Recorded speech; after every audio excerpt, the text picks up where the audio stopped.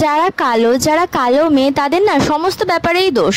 ধরো তারা মেকআপ করলো, তাহলে বলবে এত কালো মেকআপটা ফুটে উঠেছে, কি দরকার করার। এবার যদি তুমি মেকআপ নাও করো তাহলে বলবে এত কালো, একটু মেকআপ করলেও তো লোকের মধ্যে চলার মতো হয় না, কি বলো তো।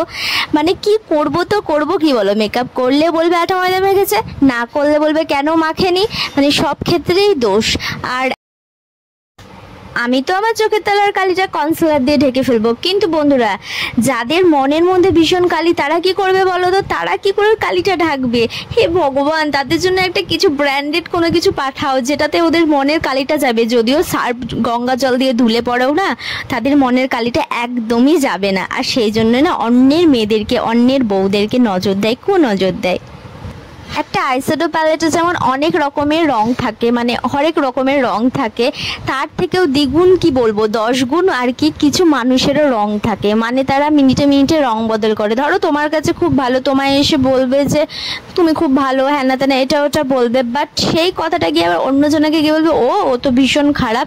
ঠিক এইভাবেই কিন্তু কিছু কিছু মানুষ রং বদল করেই থাকে। আর এই রং বদল করা পাবলিকগুলোই, এই রং বদল করা মানুষগুলোই কিন্তু দাবি করে যে তাদের সাদা মনে একদমই কাদা নেই। মানে বলতে পারো যে তারা ভীষণ সাদাসিধে সাদামাটা। সত্যি কথা বলতে এদের সাদা মনে কাদা নেই সেটা কথা না, কথা হচ্ছে তাদের কাদার মধ্যে সাদাটাই খুঁজে পাওয়া একদম দুষ্কর ব্যাপার। বাই দ্য ওয়ে গাইস, আমি কিন্তু ডাস্কি স্কিন টোন, কিন্তু আমার কিন্তু ভীষণ ভালো লাগে নিজেকে নিজে।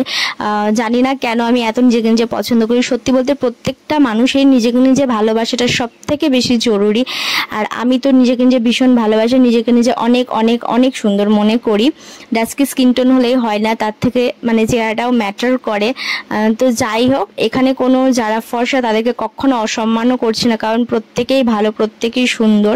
একটা ভালো মন মানসিকতার মানুষই সুন্দর হয়, সেটা ফর্সা হোক অথবা কালো হোক, সেটা কখনোই ম্যাটার করে না।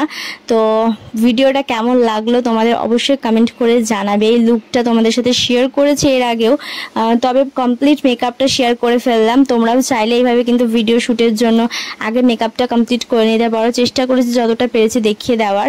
আর দেখো আমি এখানে ড্রেসটাও চেঞ্জ করে এসেছি, তাতে তোমরা বুঝতে পারছো আমি কোন আজকের ভিডিওটা এতটা। যাদের ভালো লাগবে অবশ্যই লাইক শেয়ার কমেন্ট করবে। চলো টাটা।